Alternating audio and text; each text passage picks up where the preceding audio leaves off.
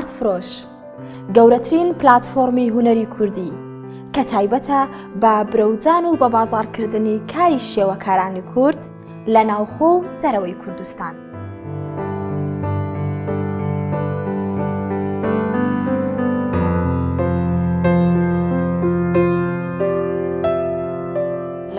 ئەم ساڵی کارکردنی پرۆژەی ئارتفرۆشە زۆر بە باشی ڕۆشتۆتە ناو خەڵکەوە. ئارتفرۆش پێش هەر شتێک ناوەندێکی تازەیە لە ناو دەستگایەکی گەورەتر کە ڤیمە. یارمەتی ئارتیستەکە ئەدا بە هونەرمەندەکە بە ئیشەکانیان بفرۆشن. پێم وایە پێش هەر شتێک هەنگاوێکی باشیان ناوە کە هەوڵەدەن هونەر ئەگەر بە سادەیی بڵێن هونەر بفرۆشرێ، هونەر بچێتە ناو ماڵەکان، ببێ بە کولتور، ببێ لە ژینگەی، ببێتە بەشێک لە ژینگەی ژیان. لە ساڵی 2022دا چەندین چالاکی گرنگی بۆ خزمەتی هونەرمەندان و برەوزان بە هونەری شێوەکاری ئەنجامداوە.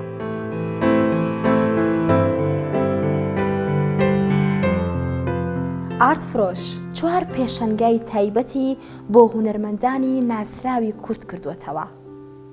بەیانجاف، بۆچی جەنگ؟ دڵشاد کوێستانی، بۆنی خاک، گۆران محەممەد، ڕشتەی برین، ناز عەلی ئەوڵا، شاماران لە باغی سێواندا.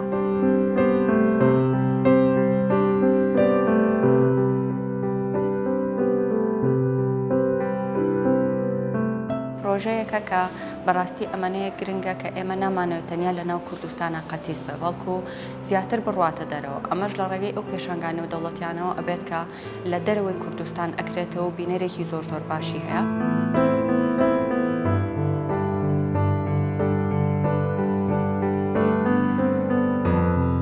هیوای ئەوم کە هەمیشە دامەزراوی ئاوا نمونەی لە زیادبوون بێت لە کوردستان لە هەوڵ و خەباتی ئەوە دابوون کە کاری هونەرمەندی کورد بە دەرەوە بناسێنن.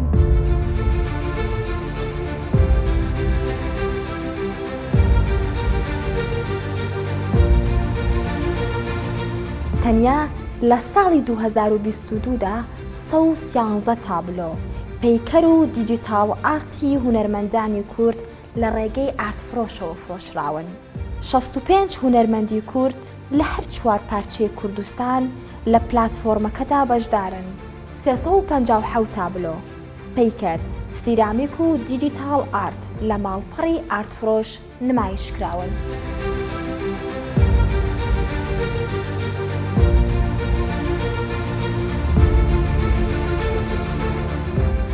بەگرنگی ئەزانین کە چەندێک هونەرمەند لە ناو کوردستانە ئێمە کاریان بۆ بکەین و لە پرۆژەکەیە ئێمە هاوکاریان بکەین، ئەوەنەیەکیش گرنگە بۆ ئێمە کە بتوانین ئەو هونەرمەندانەی لە دەروێ کوردستانن گرنگیان پێبین و ئەو کارانیان بۆ بکەین کە بۆ ناو هونەرمەندانی ناو کوردستانەکرێت. ئارتفرۆش بەڕێی من